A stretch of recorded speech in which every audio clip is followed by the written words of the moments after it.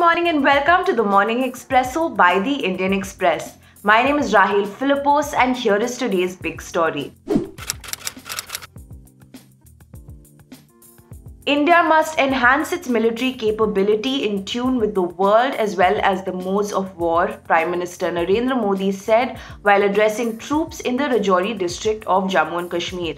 This is the second time the Prime Minister has celebrated Diwali with the troops in Rajouri. In 2019, he had celebrated the Festival of Lights with them at the Rajouri Army Division headquarters. Noting that negotiations between Beijing and New Delhi are progressing slowly to resolve the 18-month military standoff along the line of actual control in eastern Ladakh, the United States in a report noted that China has been taking incremental and tactical actions to press its claims at the LAC with India.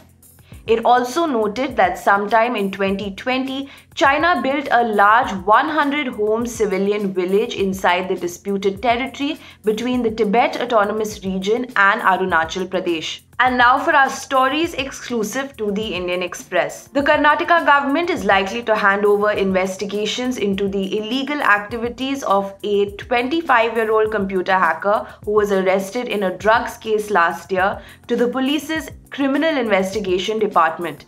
This is in the wake of political heat from the opposition on his alleged cryptocurrency transactions linked to influential politicians. And now for our stories from the front page. Breakthrough infections or cases amongst those who are fully vaccinated formed a sizable chunk of new coronavirus cases in Kerala over the last 2 weeks.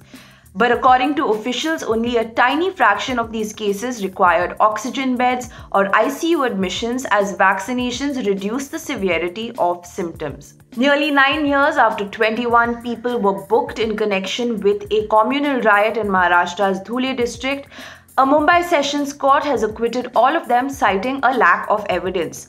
On January 6, 2013, an argument had taken place at the bustling Machi Bazar area of the Dhule district, leading to communal tension.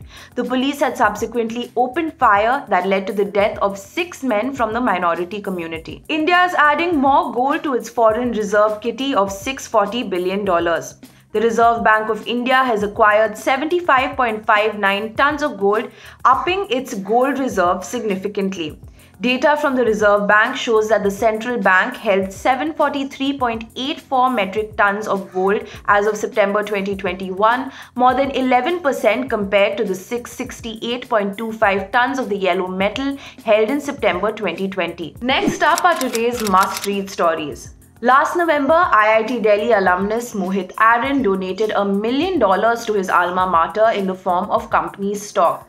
In what is increasingly becoming a trend in India's top engineering colleges, IIT Bombay and IIT Madras have also received donations in the form of stock transfers in the recent past.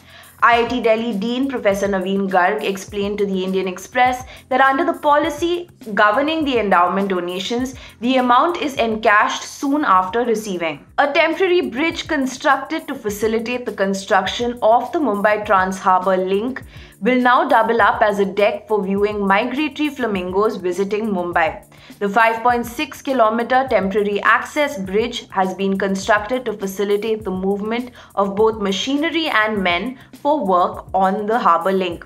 Sources in the MMRDA said the directive on retaining the temporary access bridge came from Tourism Minister Aditya Thackeray. With the UP 2022 elections just around the corner, the BJP is in full preparation mode. Besides the centre's decision to reduce the excise duty on petrol and diesel, the state government has announced additional cuts on fuel prices and has also extended the free ration scheme until Holi, which falls in March.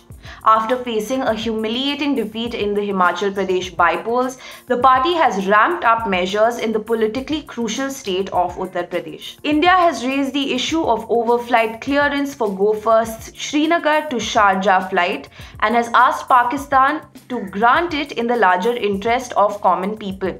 Sources said that Pakistani authorities had granted overflight clearance to the flights on October 23rd, 24th, 26th and 28th. Subsequently, the country put clearance on hold for the period between October 31st to November 30th, 2021. And finally, At the corner of a foreign field, Indians and Pakistanis celebrated Diwali together just days after they bonded at a cricket party. After COVID played spoilsport last year, businessman Anis Sajan wanted to make up for it this time by throwing a Diwali party for Indian and Pakistani expats in Dubai. Just a little over a week ago, the Indians and Pakistanis had come together for a cricket party at Sajan's Emirates Hill Villa. And that's all for today's Morning Expresso. Thank you for watching and don't forget to subscribe for the latest news update.